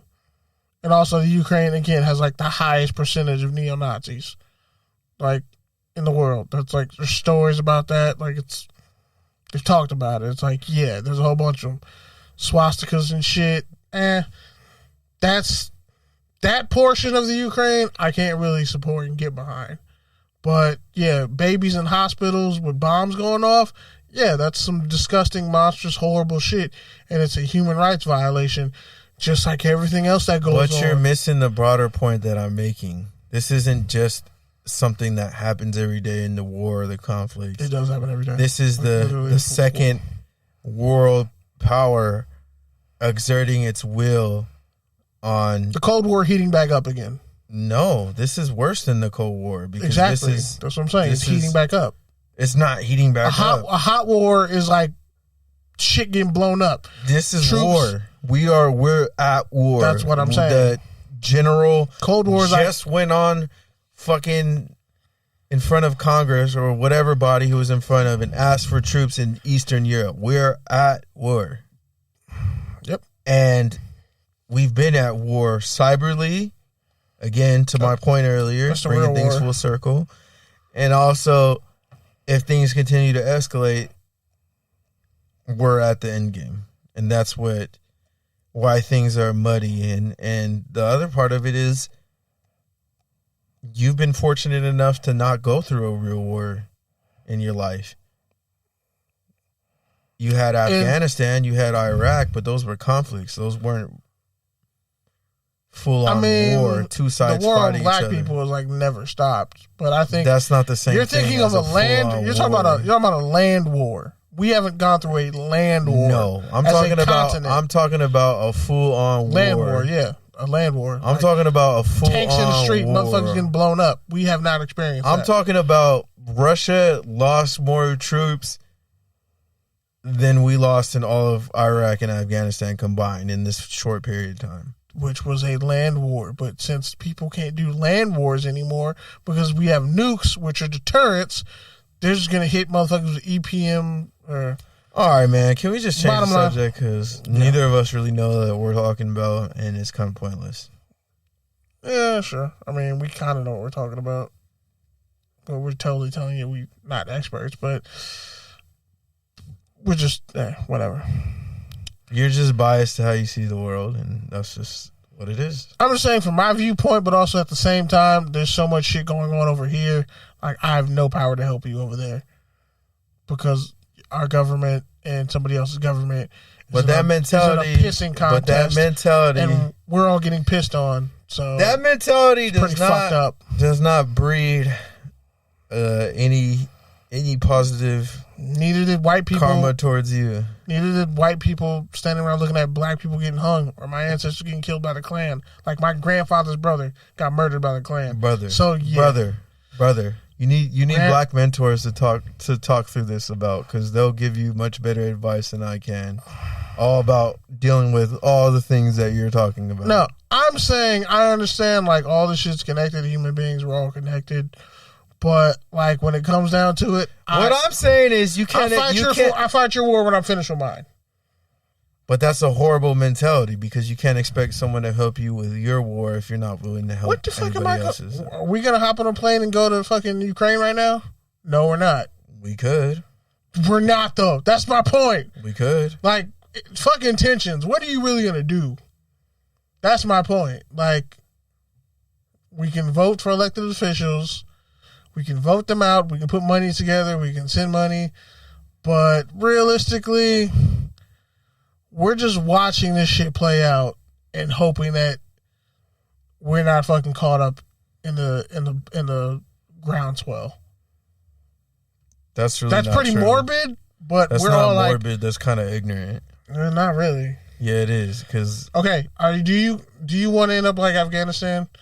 How like they've pretty much been fighting off our government for years because our government went over there to fuck shit up. Afghanistan has been at war since like damn near the beginning of time.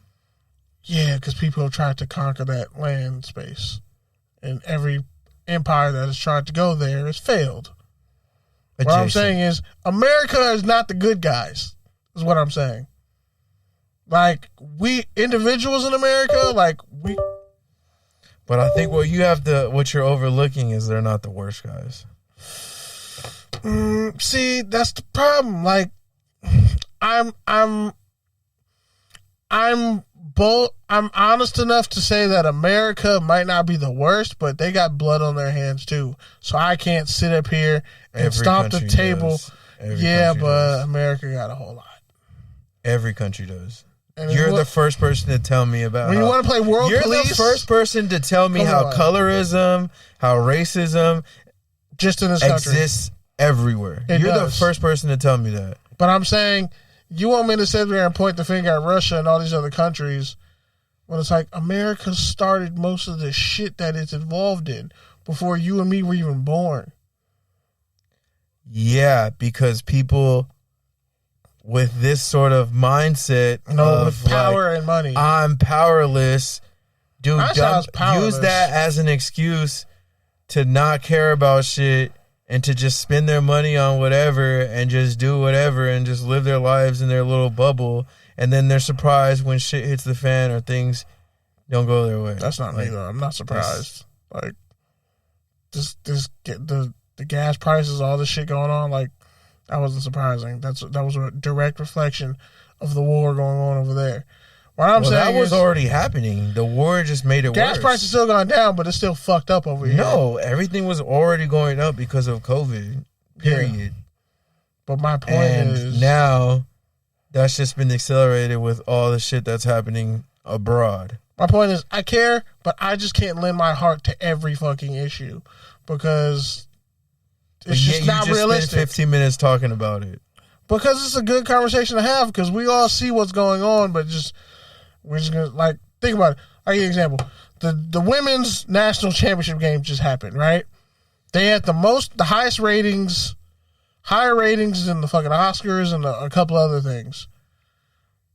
But the NCAA pretty much sold their rights, so they didn't make any they get no kickbacks for the money they made off the viewership of the national title game. And nobody's talking about that. But the men's side did. Men's basketball, they get like a revenue share. So what's your point?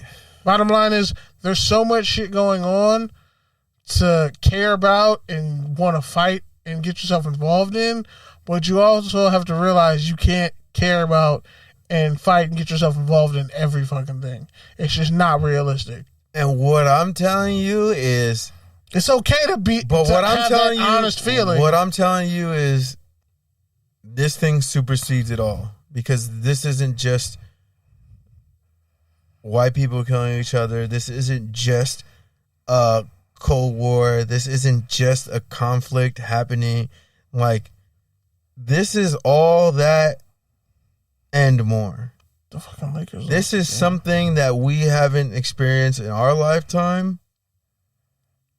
And really, even our parents didn't really experience it in their lifetime. I mean, they got a day of Desert Storm, and that was overwhelming. So, imagine if they were going through what we're going through when they were all fucking doing drugs and experiencing free love without the judgment of the 70s and the 90s. Well, the Cold War had people like under their desk and shit thinking that exactly. So imagine with this shit happening now, how they would be reacting to it. We're just so desensitized to everything because we're exposed to so much that it's just like, oh, well, just another day. But the truth is, this is something that could escalate to where we're at the end of days. Whether you're talking about us as a country or whether you're talking about humanity as a whole, the climate and humanity as a whole. Like, there's a lot at stake. That's why it is being talked about. That's why it is impacting so many things. And oh yeah, we haven't even got to fucking China. So that's the other thing. That's a meme somewhere in a dark, dark closet of the internet. Anyways, can we just move on and talk about football? Fuck. Next time I'll call Mancini if you want to all of a sudden talk about the war for 20 minutes. Well, he's probably going to like listen to this and be like, yeah, we're fucked. Smokes a cigarette. No, I'm just kidding.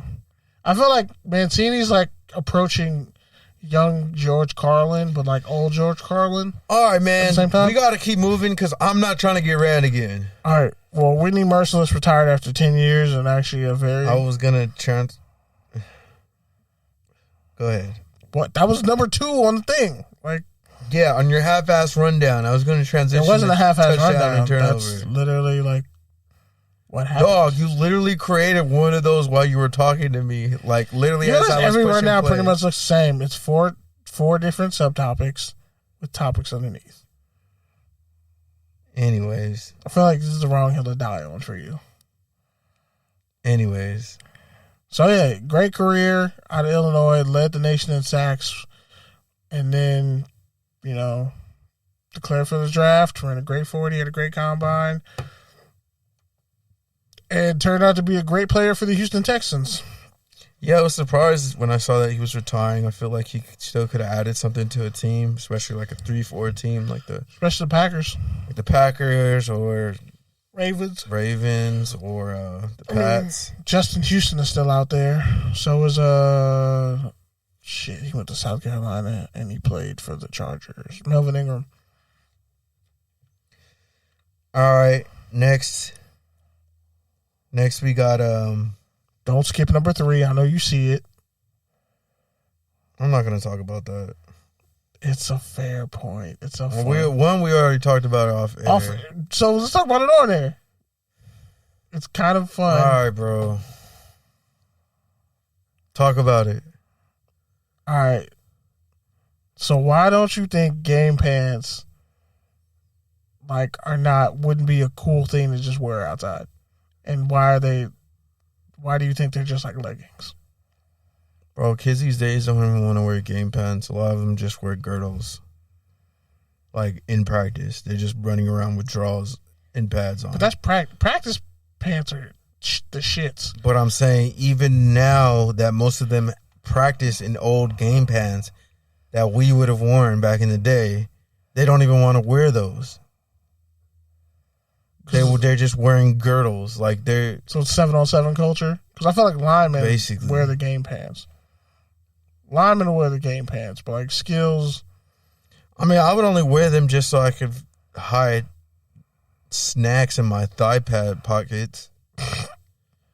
And like a No chocolate, though?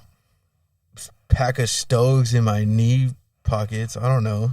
I feel like if you were playing against Vontez, he would have a razor blade in there. And some salt in one pocket. Wow. And some brass knucks in the other. Somebody would have some weird... You could, there would have to be a gentleman's agreement. Nobody can have chocolate in their, no chocolate in your game pants pockets. Because the shit's going to smear. It's going to get runny. That's not coming out. Whoever has to clean, the team managers, they're going to be mad as shit. But yeah, on the touchdown or turnover. Trying to find the sound.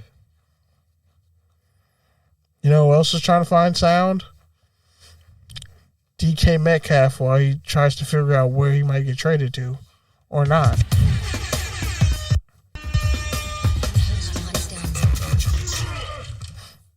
Speaking of DK Metcalf.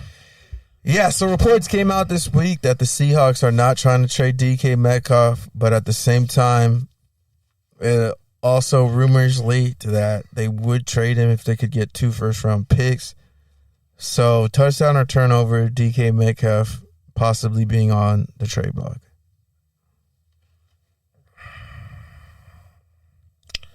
I think that they're really going for a rebuild. You got to trade Adams at that point.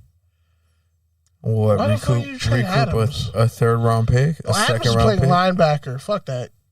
You're going to play linebacker and safety, bro. Why are you going to pay that man all that money They to already paid be Quandre an Diggs. anchor on a mid-team? I mean, if you trade DK before you I would rather pay him, DK and trade Jamal Adams than keep DK, then trade DK and keep. I think you would have to end up trading Tyler Lockett. I don't know. Are you going to get a first for Tyler Lockett? You won't, but you would have to trade DK to get maybe 1 or 2 firsts, or a first and like 3/4, some weird shit like that. Because if you're going to trade DK, you're just admitting you're tanking and you're starting all over. Yeah, I wouldn't trade DK. Because if you have Noah Fant at tight end, he's still young. Like, you have an offense there with Noah Fant, Tyler Lockett, and DK Metcalf. These trade rumors are stupid, honestly. You do have an offense if Drew Lock can get his shit together. You need to be saying, at number 9, we're taking a tackle if he's there. You have to. They've been needing a tackle for how long now? They haven't replaced Since Walter Jones retired? Exactly. Like, And Dwayne Brown was, I guess, all right. but he's 40 years old. All right, next up, Frank Gore's slated to retire with the 49ers. Touchdown or turnover? Oh, yeah. That's what I forgot to put on here. I smiled as soon as I saw he retired. Yeah, next time let me mock, because I know where the ship is going, sir. Exactly. Shit. 16,000 rush yards. Motherfucker over here trying to run point. I'm Magic, all right? Fuck. I mean, You're so what's the cure and how can I get it? You're Norm. Fuck you, bitch. Call me Norm Nixon. I'll fucking stab you, bro. You was an all-star. Don't you ever fucking call me Norm Nixon? Stormin' Norman. Don't. So you telling me you're carrying the show? How fucking dare you call? How fucking dare you? At least you don't have AIDS. Shit. Bitch, you called yourself Magic and you called me Norm Nixon. You might as well just call me Kareem Rush. Man, get the fuck out of here, bro. You could have called me Devin George and I would have been less disrespected. Norm Nixon was better than both of those dudes. He actually made an all-star game. You picked Norm Nixon first. That's what's disrespectful. You didn't be like young Kobe or out of control Shaq. Well, Nixon and or fucking Magic Dennis Rodman. You said, I'm Magic. Bitch. No. Okay, fine. I'm Kareem and you're Magic? Is that better for you? Well, I have a better low post game than you.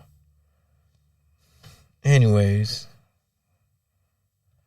You could, man. Frank Gore. Touchdown or turnover, returning to the Niners to retire. What, end of a dynasty. They're definitely a Hall of Famer. Even though you don't feel that way. Should have just signed with the University of Miami to retire. That'd have been hilarious. He's probably out of eligibility though. Yeah, I mean that's dope for him. He probably just realized I don't need to do this shit no more. And there's running backs in here who weren't even born when I was fucking coming out. So it's like, and they're literally my son's age.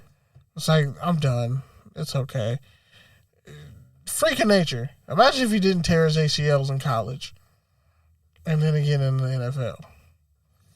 Like, Frank Gore was just a force. Like, so, salute to him. Hope he enjoys Canton. Anybody who says he's not a Hall of Famer, you're clearly doing really bad drugs. You need to lay off the fentanyl. All right. John Gruden sold his house in Vegas for $7 million. Touchdown? Nah. Oh, now you bite my story? Hey. All right. Goodbye. No, I was definitely right, biting. It was Phil Jones. It was, I don't know if he reposted you, but I saw that, and I just thought of that. So, touchdown or turnover for whoever bought the house? Definitely a touchdown. Probably, I think he bought it at like $10 million. So, I think they got it for less, which makes sense because the market's down, so. I mean, the bathroom's probably fucked up for sure. The drains might be clogged. If the lawn is anything like his hairline, that shit's fucked up. Probably let the backyard go. All right. Your favorite white coach, Pete Carroll. He's not even my favorite white coach. 0 for 2, bro. First you call me Norm Nixon. Then you say Pete Carroll's my favorite. Dude, white how coach. long have you been doing this show? He's not my favorite white coach. How long have we been doing the show? He's not my favorite How white coach. long have we answered the question? How long have we been doing Since the show? 2016. You don't get that I just say fucking someone's your favorite person to annoy you? Like, you haven't gotten that by now? Calling me Norm Nixon when you know I'm clearly much more talented than that. Norm Nixon won an All-Star game in championships. I don't give a fuck. Don't He you went to ever call All-Star me Norm games and went to Nixon. championships. And he got fucking cussed out by Lisa Leslie on national TV. You gonna call me Norm Nixon? Don't embarrass me like that. You could have called me Russ and I wouldn't have been as mad. I mean, I'm definitely way more accurate than that. But, like, especially... He averaged 16, 3, I 8, average at least 25 and a game. won I average at least 25 a game. and won 2 championships. I've won scoring titles and championships on this podcast. Don't you ever disrespect me like that, bro. You's a hater. I'm not a hater, but I'm... You's a hater. Nah. You's You could have called me hater. Sean Kemp and I wouldn't have been as mad. Anyways, so Pete Carroll, reports say, was kind of the one banging the Depending on table. Klay Thompson, shit. Was the one banging the table to change the Rooney Rule, calling out NFL hires, saying essentially enough is enough. We can't keep saying that there's not enough qualified people if we're not hiring them and giving them an opportunity. So, touchdown or turnover, Pete Carroll calling out his colleagues and constituents. Wish more people would do it. It's real ally shit like you're talking about. Like, I mean, wish more people would do it. I mean, I don't know if Pete Carroll's ever had a black offensive coordinator, but, you know, had plenty of black defensive coordinators. I think they're making it a rule you have to have like a black offensive coach. Didn't he have black offensive coordinators at USC? Name them. Hugh Jackson, maybe. He might have been offensive assistant. Didn't he have someone else too? He had Who was his OCs? Sark and Lane. No, he had other ones. And than Norm that, too. Chow. Asian Pacific Islander. Not a black dude. He had somebody else though too. There's one more. Everybody knows forgetting. Norm Chow, so that don't count. He was a fucking OC at UCLA too. And Hawaii. Everybody loves Norm Chow. Fuck out of here. You don't get points for that. Like, you don't get points for slapping Chris Rock. That's the title of this fucking episode. Everyone loves Norm Chow. You don't get points for that. Calling me Norm Nixon is disrespectful. All right. The Falcons signed See my fucking resume. 2018 first round pick Rashad Evans, touchdown and turnover. I'll call it a touchdown because they already got Deion Jones, who has like 4.3 speed. So you got a coverage guy who can smack people. And even though Evans is looking like a bust, at least he can be there for run support. I mean, is he really a bust if he falls in line with the Alabama linebackers? I mean, Like the lineage of Alabama linebackers? who've either been bust or really good. When was the last good one? Hightower? CJ Mosley. Jason, he hasn't been that great for the Jets. I mean, he got hurt for the Jets, but he was great for the Ravens. Great? Good? Can we say Wow. good? Wow. Can we go with good? Okay, is that how you always felt? I thought he could be great. I thought he was going to be great on the Jets. But he was really still kind of scratching the surface. Like, there's a reason why they let him walk and then replaced him immediately with Patrick Queen. Patrick McQueen, I said. That's Yeah. the Cars guy. My bad. Good to know. All right. Dante Hightower can still play. I'm surprised he's just not. And the Titans been whiffing on middle linebackers for a while now.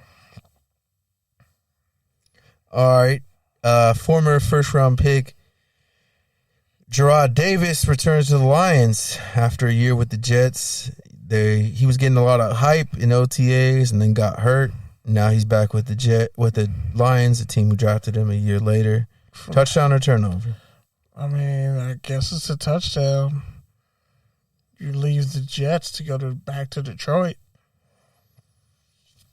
That's a player that I always wanted to be great who never has shown any glimpses of it. Yeah. Converted safety. A lot of it's been injuries. Dumper out of Florida. But he was already injury prone coming out of Florida. So,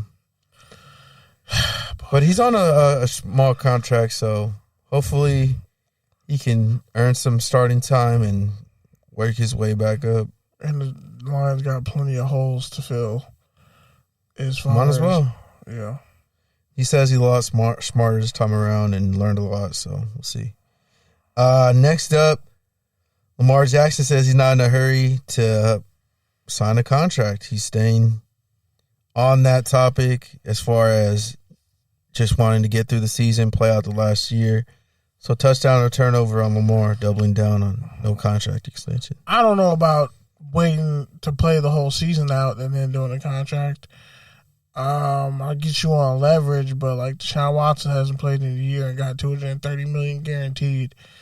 Think you need to strike while the iron is hot. The argument I've been telling you for weeks and before when we were at lunch, I don't think Lamar is ready to put a ring on it. I'm telling you, as great as he is, as fast as the Ravens have been able to rebuild. Where you gonna go? There's something in the water. Why have the Ravens never had a great quarterback? Think about that. Because they always had great defenses, and now they have a great offense and not a great defense. It's flipped. They kind of have Lamar's good. a generational talent. Both. They have potential to have a good offense and a good defense. Who is a generational talent on the Ravens defense? Who is a generational talent? No one, right?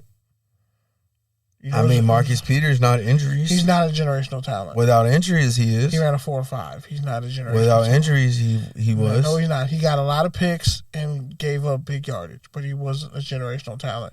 He was a great all-pro corner.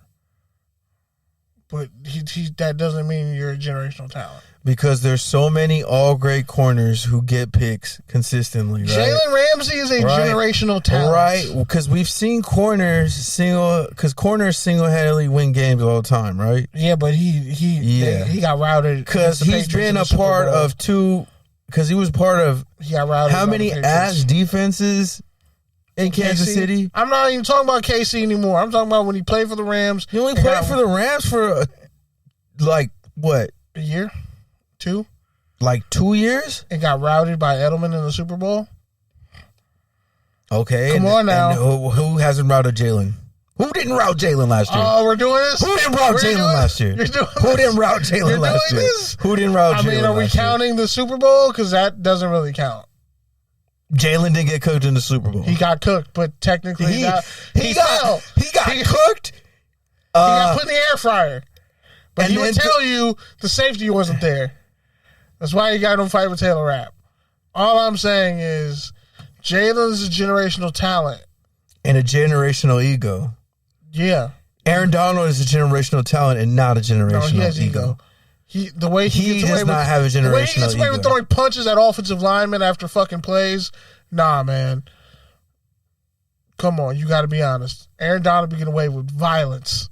Yeah, but he doesn't have an ego. Violence. He doesn't talk about it or talk around it or act like ego. Or act like shit doesn't happen. I will kill you with a napkin slowly at breakfast ego. He has I will lead by example and be the best player on the field and force everybody to respect me sort of ego. I will beat you until you don't make sounds. I'm going to talk my shit ego. And beat you like Jalen Ramsey. I will beat you until you cannot make sounds. Hasn't been coming as much. He has the J.J. Watt kind of ego. He has like the black Captain America. All right, man. Well, we're gonna get ran, so we need to hurry up. Yeah. All right, like my last one, and then we get back to the rundown. N'Keal Harry says, "Where the fuck is this coming from?" He will not be cut. He hasn't been told that he's going to be cut since the Patriots acquired Devontae Parker. Touchdown or turnover, Harry still being on the Patriots despite trade rumors the past 3 years. Touchdown. I'm surprised he didn't just say fuck it and become a tight end because it's not working for receivers. Can he even block like that? I mean, shit, you got like 27 bench press reps at the combine. We're going to put you at tight end. Fuck it, you're strong enough. Because clearly the whole separation at the NFL level is not really working for you. Another failed Arizona State prospect, sadly. All right, Sam Darnold told the Jets they'd regret trading him. Touchdown or turnover? Touchdown. I mean, I really don't think Zach Wilson is better than Sam Darnold. This is just one of those situations to where it's like Adam Gase ruined people's lives. Nah, this is just one of those situations to where it's like everybody was just cheating on everyone, and it was just a total shit show. Entanglement? Yeah, like I was cheating on him, but she was cheating on me, and the person she was cheating on with me was also cheating on Trapped in the closet? person I was cheated with. Yeah, like that's what this whole shit is, because Sam Darnold isn't exactly making people regret it, and also the Jets aren't really making him regret leaving either. So yeah, because he's kind of been trash in Carolina, and they actually have an offense set up to win, minus a tackle. But they keep trading away their tackles and offensive linemen. Like trading Trey Turner made no sense, but whatever. Well, he hasn't exactly been that great since he left either. I mean, shit, that's my point. You should have just stayed put. He's making all pro teams. All right, last one. Deebo Samuel unfollows the 49ers. Rumors surfacing that this is his leverage play to get a new contract and or get traded. Touchdown or turnover for Deebo leaving the 49ers. It's a touchdown, but it's nasty. It's nasty. Cloutness. Like receivers finally... Like receivers and DBs, it finally got leaked in the position group chats. Just unfollow them off all your social media. Remove every trace of you being on the team. Yeah. And if you have 8 rushing touchdowns and 1,400 receiving yards and damn near, 600 yards rushing? Well, I think Schefter said it, just like Stephon Diggs, how he got the big deal and he still had 2 years left. It's like, that's just the era that we're in now as far as the NFL. Players are finally starting to get a little bit more leverage, a little bit more empowerment, and salute to Deebo for utilizing it. Just hope. I don't know. I think the only thing that worries me is that Niners offense has been so gimmicky that even if he steps away, they might find someone else to fill that role, in which case he's going to end up on some sorry-ass team with no quarterback. Like the Jets? Trying to make it yeah, exactly. One of the teams rumored to get him or Metcalf. All right, well, let's get to the rants because we're over time and we could get the power cut off at any time. Deebo Samuel. Just a regular day. Christian McCaffrey. Just a regular day. Never know when the power's going to go out. Yep. Go ahead, go first. Yeah, I got this shit in my arm. Hope it works out. Kind of sore. Whole arm's kind of sore. WrestleMania was alright. It didn't need to be 2 days. Still really sick of the fucking DMV. Got to wake up first thing in the morning and call them to get my ID reprinted and shipped out. I'm just going through my paces, man. And yeah, sometimes you hear us on this show with points that you may disagree with or agree with. Somebody has to take the negative in an argument sometimes. Or vice versa. Or sometimes you just got to initiate conflict to see how shit might turn out. You're just using that as an excuse. I'm not. This time I'm not. Don't use radio fodder as your excuse for. Nah, just it's a communication tactic. But shout out to everybody. Peace, love, and stay safe out here. Wow, holy shit, that's how your rant is actually supposed to go. And wash your fucking ass, please. All right, man. Well, I'll just close out the show by saying this. Ding! Last week was a fucking shit show for a number of reasons. I think it was our worst show and also our funniest show at the same time. Just because, like, what else can you do but laugh about getting the power cut off on you on your own show? Like... So just bear with us. You know, we're going through a transitional period right now, but we're getting it together. Happy to be here at the pirate.com studios. Great facility, and we're going to continue to grow here. You know, you got some exciting opportunities hopefully coming up. Get some guests on here again pretty soon once we iron everything out. I think this week just wanted to, knowing that we both got our booster shot and we're going to be tired and And last week was such a shit show that it was nice to just the two of us talk about all the shit going on both in football and the broader world. So just bear with us as we figure everything out. But thank you if you're listening to us, especially on our platform, touchdownsandtangents.com. It's really going to help us measure our listenership and hopefully eventually maybe see like $1 or $2 from this podcast, whatever.